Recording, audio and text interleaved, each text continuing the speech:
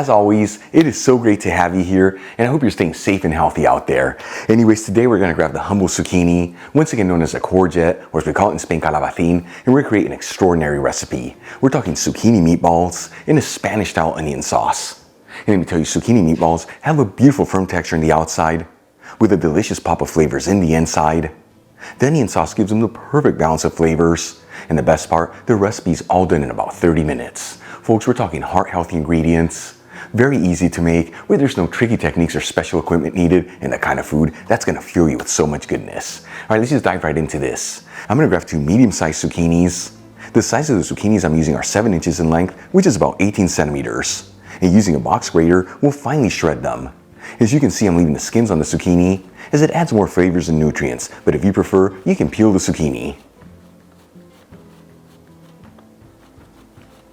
Then we'll add the shredded zucchini into a colander with a bowl underneath, and season it with sea salt and let it sit there for a few minutes. After about 5 minutes, using a large wooden spoon, we'll start pushing down on the shredded zucchini. This is going to help extract the water from the zucchini.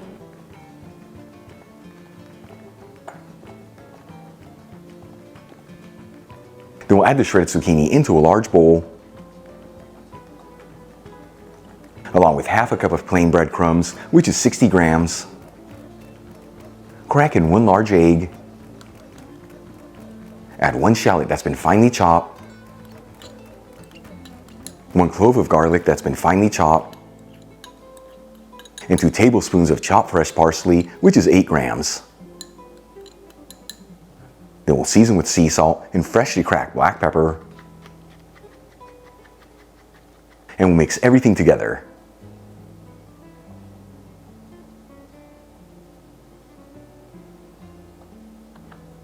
Once everything is well mixed, make sure to push down on the mixture until you end up with a paste-like texture. This is going to ensure that all the ingredients are well binded. That way once you're cooking your zucchini meatballs, they don't break apart. To shape the meatballs, we'll grab a spoonful of the mixture and squeeze it in our hands. Once again, this is to ensure everything's well binded. And then we'll shape it into a ball about the size of a golf ball. And we'll continue to do this until all the zucchini meatballs are done. And if you see that your mixture is too wet to work with, add in some more breadcrumbs, and vice versa if it's too dry, add in some whisked egg.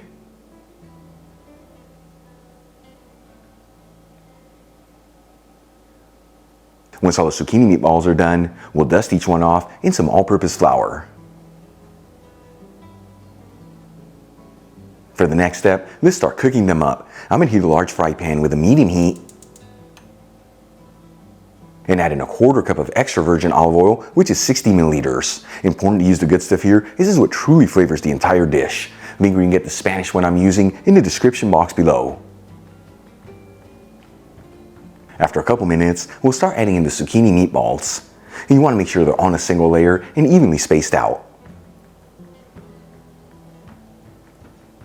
And we're going to go for about 9 to 10 minutes here, or until they're golden fried all around.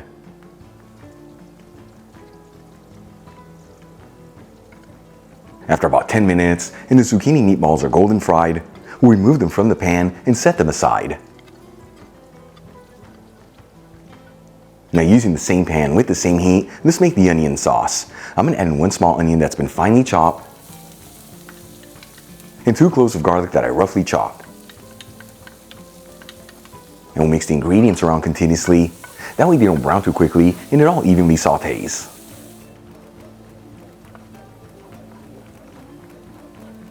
After 2 to 3 minutes, and the onion is lightly translucent, I'm going to add in a generous tablespoon of all-purpose flour, which is 10 grams. And we'll continue to mix this and go between 1 to 2 minutes here. This is enough time to cook off the flavor in the raw flour, that way it doesn't overpower the sauce.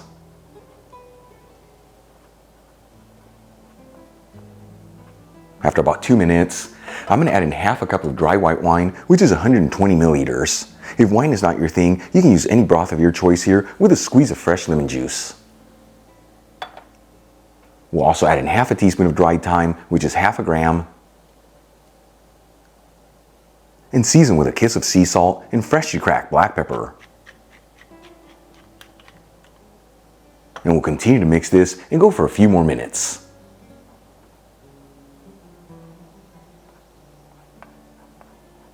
After about 3 minutes, and we've ended up with a paste-like texture and the alcohol's been cooked off in the wine, I'm going to slowly add in 1.5 cups of vegetable broth, which is 360 milliliters, while mixing it continuously. You can also use chicken broth here, or even beef broth if you like. Either way, link on how to make my homemade veggie broth in the description box below.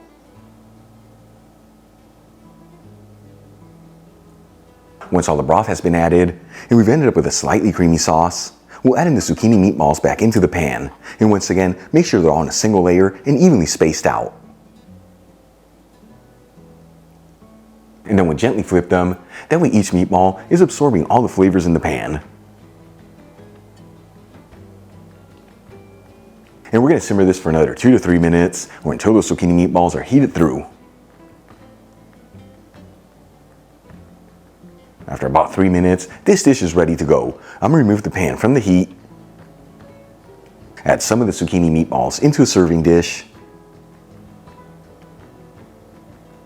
top them off with the onion sauce, and some chopped fresh parsley. Check it out, our zucchini meatballs and a Spanish style onion sauce are done. Beautiful presentation, super easy to make, and all done in about 30 minutes. Let's give them a try and see how they turned out.